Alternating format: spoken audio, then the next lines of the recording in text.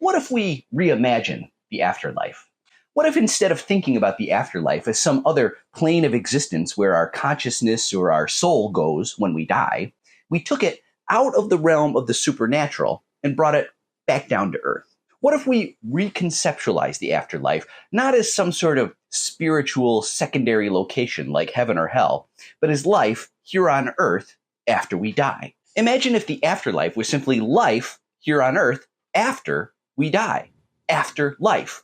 It was the writer and former pastor Rob Bell who first got me thinking about this with his book, Love Wins. He points out that how we think about heaven or the afterlife has a direct impact on our behavior here on earth. If heaven is someplace else far away, he says, there really isn't a whole lot of motivation to take care of this planet, to prevent suffering, to preserve our ecosystem, to make life more livable for our children and grandchildren. The Christian understanding of heaven is that it is a real place where only God's will is done. Jesus was part of a long tradition of prophets who anticipated a day when heaven and earth would be one, unified into the same place by human actions. These prophecies refer to aion, a Greek word, the world to come, a new age, a new era in the future that would bring peace on earth. These prophets envisioned a day when the actions of humanity would bring heaven to earth.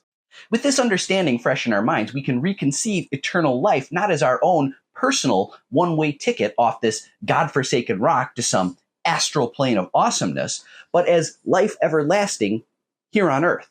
The everlasting life on earth that goes on for millions and billions of years after our own individual deaths. If we were to reimagine the afterlife in this way, as earth after we die, the question becomes, what are we doing to prepare for the afterlife? What are we doing to help the generations who come after we leave? I think bringing heaven to earth should mean that we are taking steps to improve life here for the people and plants and animals who come after us. Earth's afterlife. Can we give those who follow us lives with less anxiety, less complication, fewer difficulties? Yes. If you could leave a better world to our children and grandchildren, what would you do to make it better for them? What are you willing to sacrifice to make it happen?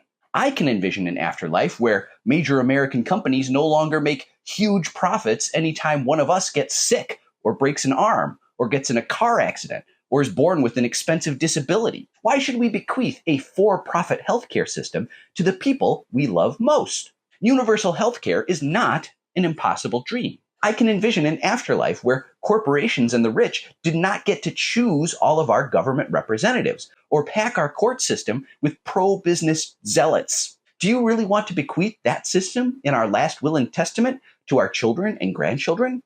I sure don't. I can envision an afterlife where authoritarianism in the workplace is no longer the norm. Imagine an economic system where workers have democratic control over business profits. I think it would make for a very different afterlife. There are lots of changes we could make now that would make our afterlife better. Because just as it's possible to imagine bringing heaven to earth in this way, you can also see how humans could bring hell to earth. Hell on earth. War, famine, plague, death, the old horsemen of the apocalypse. Rob Bell chimes in with poverty, torture, agony, destruction, betrayal. I'll add genocide. In this moment, it seems we're a lot further down the path to creating a dystopian hell on earth. But it doesn't have to be that way. We are not powerless.